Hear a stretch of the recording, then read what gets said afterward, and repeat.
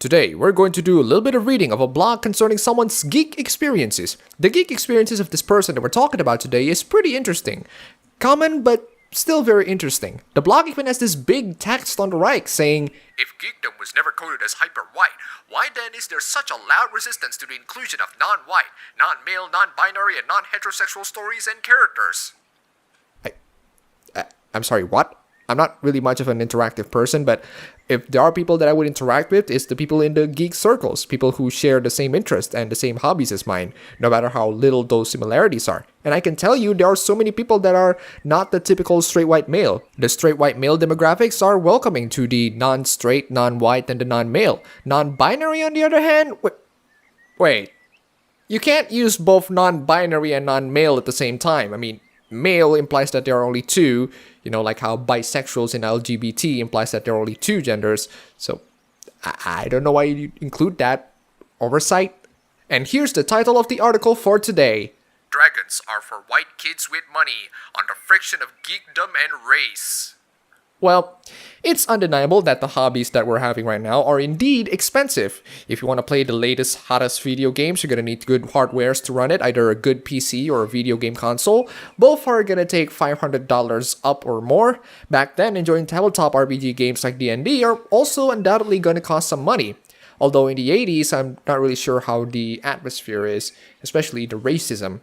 I love Stranger Things, not just because it is pure nostalgia for the films that helped shape my early childhood, but for the simple fact that in the opening scene, a young child of color is playing Dungeons and Dragons with no shame.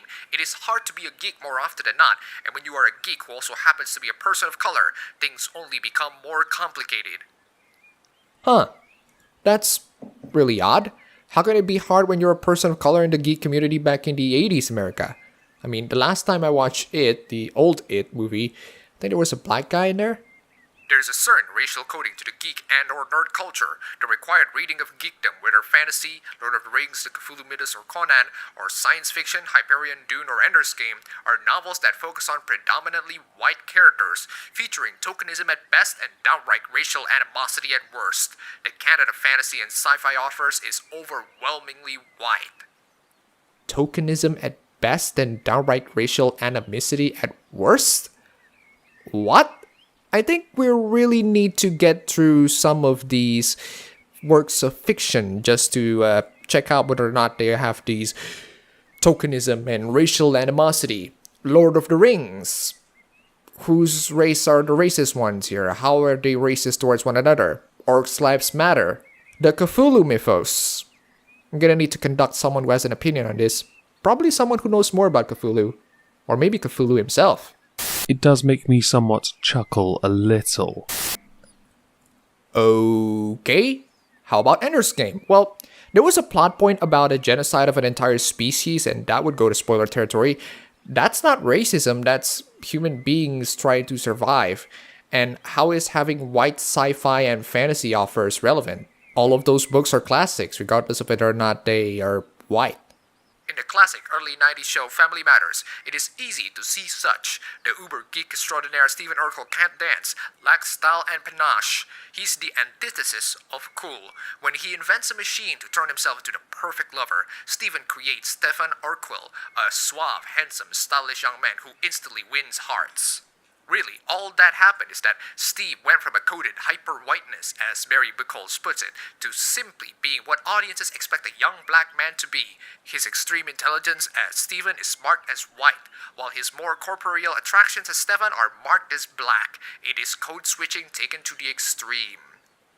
That reminds me a lot of The Nutty Professor. When Eddie Murphy was the professor, nobody thinks that he's a white person just because he's smart. When he becomes Buddy, that's not a white trait, that's a human being trait. Why are you thinking that someone being intelligent is hyper-white? What's going on in your head right now? With the expectation that geekiness is an embrace of whiteness, what happens when you are, in fact, not white? Wait. Stop. Maybe because America is weird and I don't suffer through this, but let me tell you, geek shaming does not care whether or not you're a majority or minority. To racialize this so that it's a lot more simple to process in your head is disingenuous and pretty creepy. You're running away from the truth because it's ugly? Why not? What's wrong with running away from reality if it sucks? I am a geek, and I am Shikano.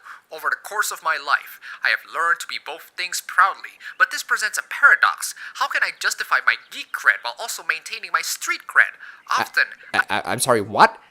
Justifying your geek cred while maintaining your street cred? What? Are you a gangster or something? What are you flipping on? Do you have to be both in your social circles so that you are accepted at them? Why should you be accepted to the other one when you're more passionate with another? I don't get you. Often, I cannot. I am a geek and I am a brown man, and this has earned me a lot of shit from both sides. I suffered a lot of shit for being a geek too. I suffered social ostracism and people looking down at me. Your point? That people of color suffered this more? That the majority race never suffered this sort of thing? I really don't get you. On the one hand, I can run a D&D campaign about how poorly certain races like half-elves are treated, and my group will rail against the injustice of it all. But if I bring up any real-world situation of inequality, I get the cold shoulder at best, or at worst, booed down and given focus on the game lectures. As Juno Diaz already said, Stop right there. You're playing D&D, role-playing, in a fictional universe of how the injustices of certain races are treated, and then you go, oh, what about the Latinos in America? What a killjoy. I don't go into a CSGO match and go, hey, you pieces of shit streamers, what about the starving children in Africa? As your fellow geek said, focus on the game. Just enjoy the fun. You want to bring in social issues and politics? You want to virtue signal how much of a better person you are? Go to Fox News or something. In fact, wait a second. It's hard to be a non-white geek, and yet here you are playing Dungeons and Dragons with your friends. What? As Juno Diaz already said, motherfuckers will read a book that's 1/3 in Elvish, but put in 2 lines of Spanish and white people think we're taking over.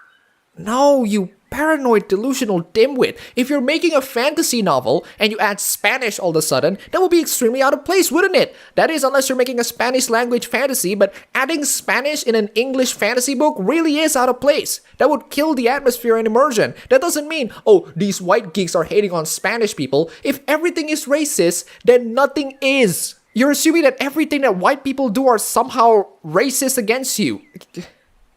Just continue. But growing up around my working-class family, I was teased for reading, and I was especially teased for reading books like Red Bull or Lord of the Rings. That fantasy crap was for losers, güeros, and jotos. Some of my family even thought that Dungeons and Dragons was a gateway to Satanism and possession. This was long before the Harry Potter sensation and attendant pushback. Look, man.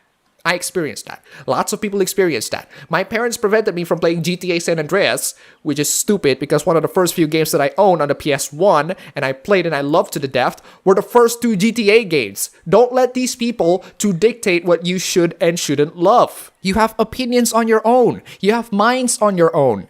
When people shame you for having those opinions, don't let them affect you. If you do, you're only giving them more power. If you keep on loving the things that you love, then they can't do anything. Don't give these people power over you. In high school in Los Angeles, I had a hard time creating a network of geeks simply because the price of entry into the geek world was too high, or my friends simply did not want to associate themselves with something so clearly white. What? I really don't know what the atmosphere of geek fandom is like in the 80s. Something so clearly white? So you're saying that Mexicans can't enjoy Lord of the Rings and Dungeons and Dragons because it's a white thing? I mean, we're dealing with your own social circles here. Why are you putting the blame on the media instead of the people that are saying that these things are white? Why do you have to take every word that they say? There is a possibility that they could be wrong. I don't know. The insults that my small band of geeks endured while playing Magic the Gathering or discussed Dragon Ball Z were pretty inventive. Even now, some of my students snicker or laugh derisively when I make fantasy or science fiction references, simply for the fact that, and I quote, "Dragons be for white kids with money." Okay, whoever said that is a massive idiot. Dragons be for white kids with money. If you can play Dungeons and Dragons, that means you have money. So way to break the stereotype, right? But your friends are literally preventing you to break the stereotype. You're hanging out with a community that oppresses itself. The window for people to enjoy sci-fi and fantasy are open for anybody, regardless of race, gender, or ethnicity, as long as you love those things and are passionate to talk about them. If another part of your community thinks dragons be for white kids with money, you're hanging out with some really messed up community. It's hard to argue against this reasoning when the most popular fantasy novel and TV series since Lord of the Rings features a platinum blonde white woman saving thousands of adoring and helpless brown people. What? When? Where? Why? How? What are you talking about? Who are you talking about? Why is this white savior complex is bad? Is it Orc Lives Matter again? Or are you talking about Game of Thrones? Are you talking about Daenerys Targaryen? You'd think that when I found geekdom, I'd be welcomed with open arms, but my ethnic identifiers have often caused friction. One of my favorite geeky pastimes is Warhammer 40k, a tabletop miniatures game. I have played this game off and on since I was about 12, and its sweeping background of grimdark science fantasy hits a lot of my geek buttons. Some years ago, when I was building an army, I wanted to paint my soldiers to be more reflective of me, my family, and my friends. When I asked an employee at a store how I would paint darker skin, he laughed. You can't see how this employee is laughing at you? Please color this Warhammer figure so that it matches me, my friends, and my family. What? Have you played Warhammer? Like, aren't you going to have your units to die? Are you saying that you want your family and friends to die in there? I mean, can you see the point of role-playing? How much of a boring person are you that you want to paint the Space Marines to be just like you? How insecure are you about the race at Warhammer 40k? Why does it matter that the Space Marines or the Orcs need to be you or your skin color? Why can't you just play the goddamn game, you freaking killjoy? He both didn't know how you'd go about doing this because he hadn't thought about it, and he thought it was silly that I wanted to do it. I have played against armies with not so subtly painted SS symbols on the sides of tanks. When I've spoken Spanish to one of my few Latino gaming friends, I have heard in response, "No speaka da taco," from a passerby. Who? When? Who did this? I've had people who shit on me when I speak another language on stream, but that's not because they're racist, but because they don't understand what I said. More explanations on what's going on, please? Where were you? Who said this to you? Why are you offended by this? You're living in America, and chances are you'd probably be communicating with people who don't understand Spanish. After a lot of years, I have met a good number of others like me, but even when gathered together, there's still the underlying restriction of don't be too ethnic. What? The only reason why you shouldn't be too ethnic is because you asked an employee to paint a Warhammer 40k figurine to be your skin color, and then you went on a discussion of how Latinos were discriminated in the middle of a D&D session. You can't see how those two actions cause people to have a little bit of problem with you? If you want to make an observation about how something was casually or not so casually racist or commiserate in some shared experience or prejudice, you have to do that quietly, to decide. That is not something to be brought to the forefront of the conversation in mixed company. Yes! You're playing a freaking tabletop game. Put your politics out of the way because nobody freaking cares. To some of my friends or acquaintances in the geek world, I am just too sensitive about these things, or they never really think of me as a Mexican. I am too educated, too financially secure. If I'm a little too loud, have a bit of too much to saber at times, it can be awkward. Aw, nice way of patting yourself there. If you're the sort of person who would bring real-world social political issues in the middle of a D&D game, I doubt that I would call you educated. And you are definitely very sensitive. In short, when I violate the codes and tenets of geekdom, I am reminded of my transgression and, in some cases, ostracized for it. And to some of my friends and family, I speak too white or forget where I came from. I cannot be myself without violating either of these expectations, so I must either switch between personae, depending on the situation, or learn to accept the friction. And I am not alone. There are many, many non-white geeks. No. You're pretty much alone in this. Is your family seriously thinking that the actions of playing D&D is too white? Don't you think that their assertion is ridiculous? Have you ever thought that what they're saying might have some logical flaws there? And you're blaming on you acting too white because of the D&Ds. No, you're hanging out with some clearly troublesome friends and families who have some regressive opinions about geek culture. There's nothing wrong with enjoying your geek stuff. Who cares what your family and friends think about your geek stuff? Just enjoy them and have fun. Let them mock you until they get tired of it. It's only their opinion.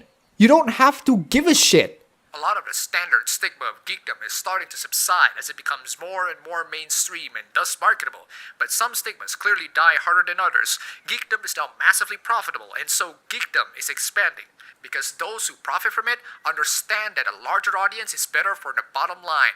There are now celebrity geeks, although they are overwhelmingly white. You're living in America, for God's sake. If you want to see more and more ethnic celebrities, go to Mexico or China or South Korea or something. You're not going to see it often in America. Why can't people understand demographics? There is progress. We now have an unapologetically black superhero series in Luke Cage. There is BlurredCon, Black Nerd, and Blurds. The term is typically inclusive to any non-white nerds. Wow. That is the most exclusionary term that I have ever heard. Blurds. Why are you doing this? Why are you excluding yourself? Why can't you just be nerds? Geek culture is changing because its demographics are changing, but work has to come from all sides. We blurds, or whatever nomenclature you prefer, need to also take an active hand in creating geek culture, especially continuing the increase in offer of color engaging these genres. Demographics are changing? What demographics? Offers of color?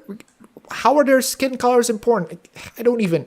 This, of course, is often easier said than done, since access into these worlds has not been smoothed. The geek world needs to open its doors to us, giving space and visibility to non-white creators and characters. The geek world needs to stop pretending that it's only a white world.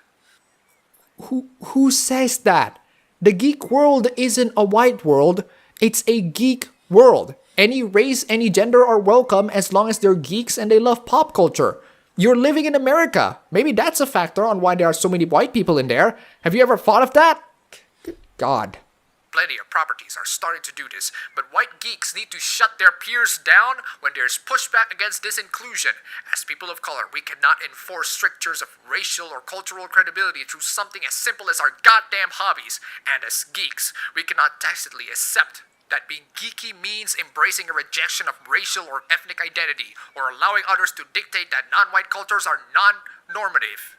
This entire paragraph is you basically going, hey, look guys, I'm a Mexican. See, I'm Mexican, guys. Please notice me being a Mexican, guys. Fine then. All of you, white people, need to shut up. Just shut up and let him speak on this. Don't speak over him because that's clearly microaggression. So to sum up, you're being ostracized for being a geek. Great, we all suffer through that. How are you ostracized? Well, the people in your own friends and family say dragons be for white kids with money. According to you, the issue is that geek culture is populated by white people. Putting the obvious issue that you're living in America aside, you're hanging out with the sorts of community that says dragons be for white kids with money.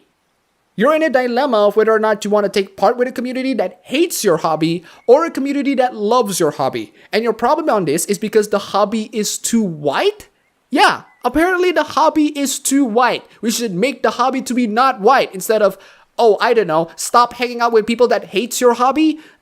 Why is this even a dilemma? If you love your hobby and a couple of dipshits tell you that you're a loser, tell them to go fuck themselves. Nobody is stopping you from enjoying this hobby. Enjoy them all you want if that's what you're passionate about. Stop caring about what other people say, especially those that say dragons be for white kids with money. I think that sentence sums up how unreliable they are to consider your opinions on. You don't have to agree with everything that your friends or family say or do, alright? Before we end this video, huge thanks to Psych007, Mr. Yang, and Chuck Haynes for the pledges on Patreon. You guys are fantastic. That's all for the video today. If you like this, you can go ahead, click the like button, and subscribe for more. If you wish, you can support me on Patreon. And thanks for watching.